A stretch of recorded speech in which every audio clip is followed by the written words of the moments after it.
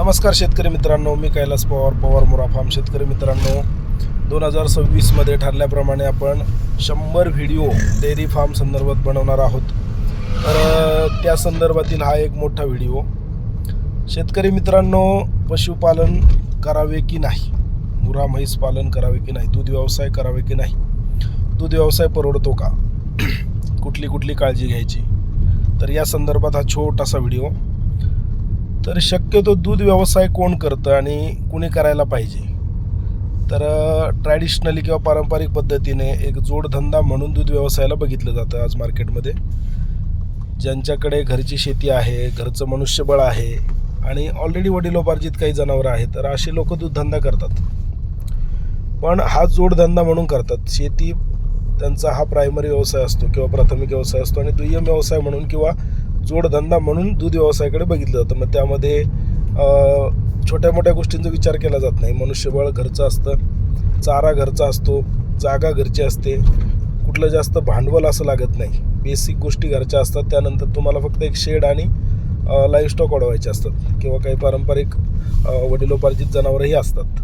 तर असे लोक दूध व्यवसाय करतात.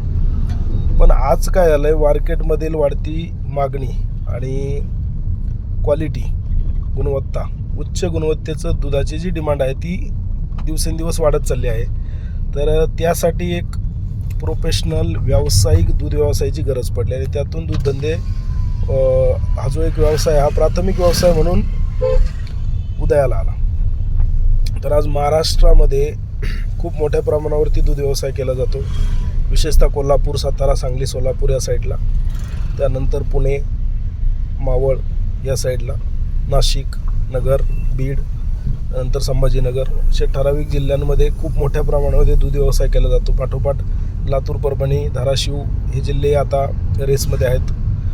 इवन नांदेड हा सुद्धा आता रेसमध्ये आहे.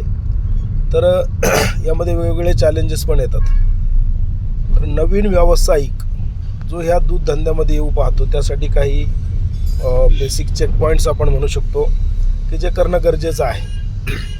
तर शेतकरी मित्रांनो, प्रत्येक मुद्द्यावरती आपण चर्चा करणार आहोत. तर कुणी ह्या व्यवसायात आलं पाहिजे, येताना कुठली काळजी घेतली पाहिजे, दूध व्यवसाय फायद्यात आहे का, परवडतो का, आणि जर परवडतो तर काय काळजी घेतली तर परवडतो, काय चुका झाल्या तर हा दूध व्यवसाय तोट्यात जाऊ शकतो. या वर्षभरामध्ये आपण या दूध व्यवसायाचं पूर्ण गणित आपल्या शेतकऱ्यांसमोर मांडणार आहे.